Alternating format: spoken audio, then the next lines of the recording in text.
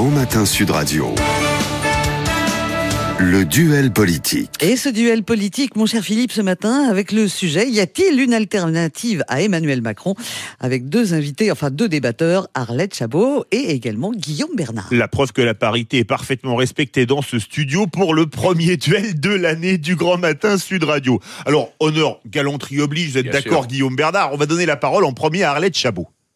Y a-t-il une alternative? Oui, bien sûr. Pour l'instant, non, a priori. Il n'y a aucun parti, au fond. Les partis de gouvernement, les partis traditionnels, ils ont été mis KO lors de l'élection présidentielle par Emmanuel Macron, et depuis, ils ne se sont pas relevés. Donc, de ce côté, non, il n'y a pas de parti fort, et il n'y a pas non plus de personnalité qui émerge. Qui peut être l'adversaire aujourd'hui d'Emmanuel Macron? On trouve plutôt du côté des extrêmes. C'est toujours Marine Le Pen, Jean-Luc Mélenchon. Avantage Marine Le Pen en cette fin d'année. Mais on peut se dire que quelqu'un peut surgir.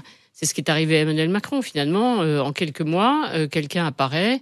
Et comme les Français cherchent de la nouveauté, regardez, en ce moment, il y a petit mouvement autour de Xavier Bertrand. C'est l'homme qui est de droite et qui fait du social, qui dirige une région, qui est implanté localement, qui lui veut montrer concrètement tous les jours qu'on peut changer les choses. Il y a un petit mouvement autour de lui. Alors, pourrait-il aller plus loin? On ne sait pas. Guillaume Bernard. Alors, je suis plutôt d'accord. Pour un débat, c'est embêtant, mais peut-être pas pour exactement les mêmes raisons ou tout à fait avec la même analyse. Non, aujourd'hui, il n'y a pas d'alternative capable d'établir une véritable majorité de substitution. Ça a d'ailleurs été toute la stratégie d'Emmanuel Macron, d'essayer de faire la grande coalition droite modérée, gauche modérée, ou du moins une partie de la droite modérée et de la gauche modérée, pour repousser aux extrêmes les alternatives et rester au pouvoir.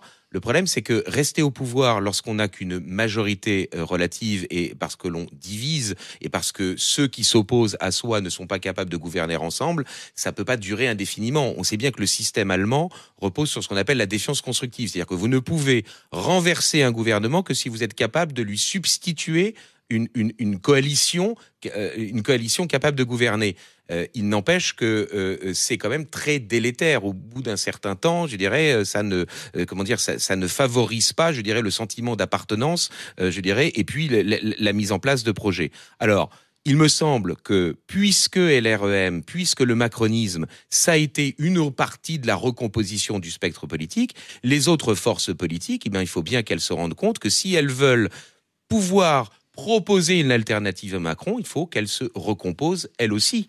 Et donc, moi, je pense que si on regarde l'histoire des idées politiques, l'histoire des forces politiques sur le long terme, on a eu jusque dans les années 80-90 qu'on a appelé le mouvement sinistrogir, c'est-à-dire le fait que c'était par la gauche du spectre politique que les nouvelles forces politiques apparaissaient et repoussaient vers la droite celles qui étaient nées antérieurement. Je pense que depuis la chute du mur de Berlin, depuis qu'il n'y a plus, je dirais, la pression idéologique du collectivisme, c'est par la droite du spectre politique que, désormais, cette pression-là vient. Cependant, la principale force politique qui se retrouve sur la droite, le Front National, enfin le Rassemblement National. Vous n'arrivez pas à vous faire. Non, j'y arrive pas. UMP, LR, tout ça, non, j'y arrive pas. Il me faut un certain temps. Bon, donc le Rassemblement National est lui toujours confronté au plafond de verre. Il y a, je dirais, un blocage psychologique pour les Français à mettre ce parti seul au pouvoir. Et donc, s'il y a une recomposition de la vie politique pour pouvoir offrir une alternative à Macron, il me semble qu'elle viendra de la droite, ce que j'ai proposé d'appeler le mouvement d'extrogir, et que cette recomposition de la vie politique, elle doit passer par la remise en cause des partis tels qu'ils existent actuellement. Il y a un bloc de droite électorale qui est à peu près d'accord sur, je dirais, un certain nombre de valeurs, je dirais, ou de principes sur l'identité, sur l'immigration, sur les libertés économiques, etc., qui, je dirais, permettraient une recomposition. Mais dans l'état actuel des choses, il n'y a pas de force politique d'alternative à Macron. Et c'est ça, d'ailleurs, le danger. Arlette Chabot. Oui, c'est-à-dire que la nature a horreur du vide, théoriquement aussi en politique. Donc on pouvait s'imaginer que Emmanuel Macron, avec La République En Marche, allait combler le vide. Non, parce qu'au fond, le président de la République a pensé que faire fonctionner un parti, c'était pas sa priorité, c'est moins qu'on puisse dire. On a vu qu'à la tête de La République En Marche, il a mis du temps avant de choisir quelqu'un, Christophe Castaner, qu'il a dégagé ensuite pour lui donner le ministère de l'Intérieur et qu'aujourd'hui, bon, il y a un responsable, mais on ne peut pas dire que ce soit quelqu'un de très connu, député de Paris, Stanislas Guerini. On ne sait pas non plus qui dirigera ou prendra la tête de la liste aux européennes. C'est quand même une question. Il y a des supputations, il y a des questions, parce qu'on sait pourquoi. Parce que ce sera Emmanuel Macron qui fera la campagne, évidemment, des européennes. Mais quand même, il faut une incarnation. Alors, c'est pas plus facile d'ailleurs. On va chercher des jeunes, des gens aussi inconnus, c'est vrai. Bordella pour le FN, voilà. Bellamy, pressenti pour LR. Pourquoi ? Parce que ce sont les chefs de parti qui vont faire campagne. Ce sera Marine Le Pen, ce sera Jean-Luc Mélenchon, ce sera sans doute Laurent Wauquiez. Et ce sera Emmanuel Macron, même s'il est chef de l'État, qui va sûrement mouiller sa chemise et faire des meetings pendant la campagne des européennes pour défendre son projet. Mais bref, donc il n'est pas investi dans la construction d'un parti. Il n'a pas beaucoup non plus laissé de liberté, c'est le moins qu'on puisse dire, aux députés qui étaient à l'Assemblée nationale. Et le groupe est devenu plus godillot que n'importe quel groupe sous le général de Gaulle et les débuts de la Ve République. Donc, au fond, il n'a pas comblé ce vide. Donc, il se trouve, et parce qu'il est en difficulté, c'est ça le danger auquel on faisait allusion, Emmanuel Macron face au peuple, en direct, c'est ce qu'il voulait, mais il s'est aperçu depuis la crise des Gilets jaunes que c'est extrêmement dangereux pour lui. Guillaume Bernard. 2 choses pour compléter. La première, c'est qu'il n'y a pas d'alternative pour l'instant, pour l'heure, à Emmanuel Macron dans les autres forces politiques. Mais il pourrait y avoir, je dirais, une alternative à Macron au centre.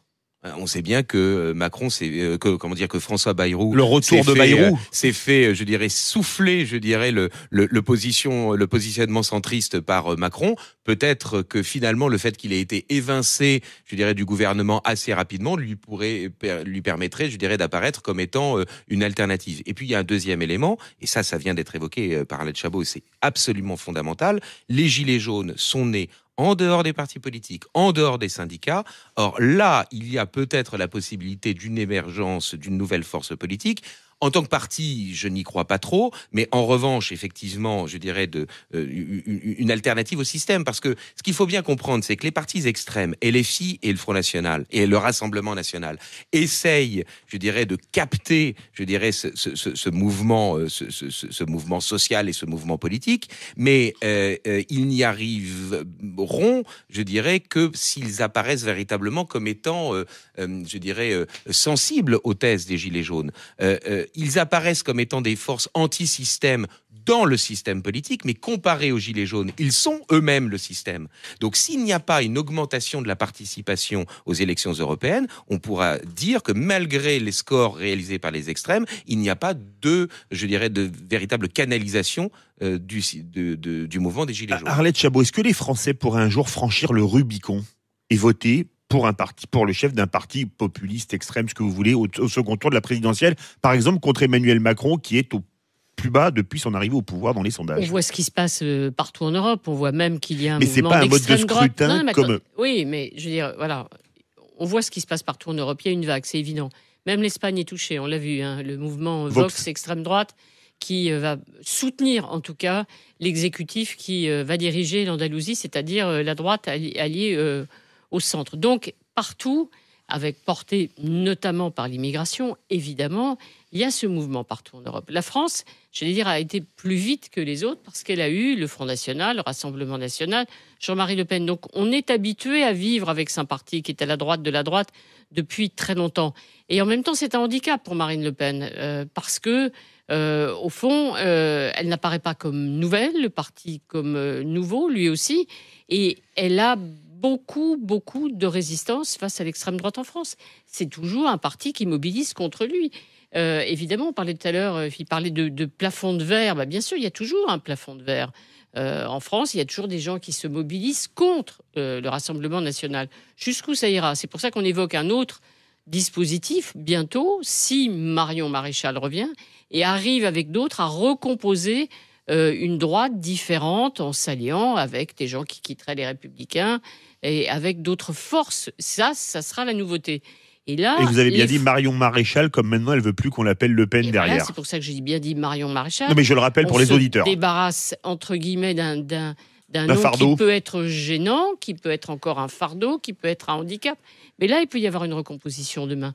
Et la France, effectivement, pourrait voter pour un mouvement populiste nationaliste demain. Pourquoi pas? Si, en tout cas, l'espoir qui avait porté Emmanuel Macron au pouvoir, qui était quand même une alternative, et le dernier barrage, le dernier obstacle face effectivement au mouvement populiste, eh bien, c'est Emmanuel Macron échoue. Il n'y a pas d'autre solution. Guillaume Bernard. Oui, moi je crois qu'effectivement, la recomposition, elle viendra essentiellement par la droite. Encore faut-il qu'elle se fasse, parce qu'aujourd'hui, les partis politiques ont intérêt à essayer de maintenir, je dirais, leur pouvoir.